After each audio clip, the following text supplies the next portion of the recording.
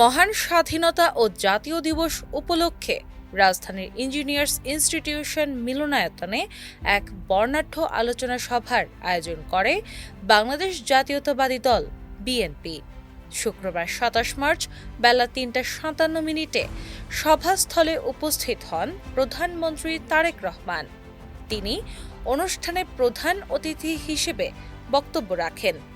সরকার প্রধান সভাস্থলে পৌঁছালে হাজার হাজার নেতাকর্মী স্লোগানে তাকে স্বাগত জানান। প্রধানমন্ত্রী তার বক্তব্যের শুরুতে স্বাধীনতার ঘোষক শহীদ রাষ্ট্রপতি জিয়াউর রহমানকে গভীর শ্রদ্ধার সাথে স্মরণ করেন। তিনি বলেন, বাংলাদেশের ইতিহাসের সবচেয়ে গৌরবজনক অধ্যায় হল স্বাধীনতা ও মুক্তিযুদ্ধ। শহীদ জিয়া মুক্তিযুদ্ধের এক অনবদ্য চরিত্র, যা লুকানোর কোনো সুযোগ নেই। অতীতে তাকে খাটো করার যতই চেষ্টা করা হোক না কেন, দালালিক প্রমাণ বলছে তিনি এক অনিবার্য নায়ক। তিনি আরও উল্লেখ করেন, জিয়াউর রহমান হঠাৎ করেই স্বাধীনতার ঘোষণা দেননি, বরং দীর্ঘদিন ধরে স্বাধীন বাংলাদেশের স্বপ্ন লালন করছিলেন, যা তাঁর লিখিত একটি জাতির জন্ম প্রবন্ধে স্পষ্ট।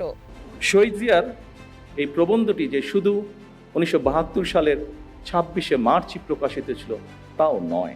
জনগণের উদ্দেশ্যে প্রধানমন্ত্রী বলেন, অতীতকে ভুলে যাওয়া চলবে না, তবে কেবল অতীত নিয়ে পড়ে থাকলে ভবিষ্যৎ বাধাগ্রস্ত হবে। আমাদের লক্ষ্য এখন স্বনির্ভর বাংলাদেশ গড়া। সম্পদের সীমাবদ্ধতা থাকলেও আমরা যদি ঐক্যবদ্ধভাবে কাজ করি, তবে কাঙ্ক্ষিত লক্ষ্যে পৌঁছানো সম্ভব। অনুষ্ঠানে সভাপতিত্ব করেন বিএনপি মহাসচিব ও স্থানীয় সরকার মন্ত্রী মির্জা ফখরুল ইসলাম আলমগীর। তিনি বলেন, স্বাধীনতার ৫৫ বছর পরও সেই পুরনো অপশক্তি নতুন করে মাথাচাড়া দিচ্ছে, যারা ৭১-এ মা বোনদের সম্ভ্রমহানি ও গণহত্যা চালিয়েছিল। এদের বিরুদ্ধে দেশবাসীকে সতর্ক থাকার আহ্বান জানান তিনি। আমাদের ৬০ লক্ষ মানুষের বিরুদ্ধে মিথ্যা মামলা দেওয়া হয়েছিল। আমাদের ২০,০০০ তরুণ নেতাকর্মীকে হত্যা করা হয়েছিল। ইলিয়াস আলী সহ ৩ জন ১৭০০ নেতাকর্মীকে গুম করে ফেলা হয়েছে। জ্বালানি সংকট প্রসঙ্গে অর্থ ও পরিকল্পনা মন্ত্রী আমির খসরু মাহমুদ চৌধুরী বলেন, মধ্যপ্রাচ্যের যুদ্ধের প্রভাবে বিশ্বজুড়ে সংকট থাকলেও সরকার তেল সরবরাহ স্বাভাবিক রাখতে কাজ করছে। তবে কিছু কালোবাজারি অতিরিক্ত তেল মজুত করে সরকারের ভাবমূর্তি নষ্ট করার অপচেষ্টা চালাচ্ছে।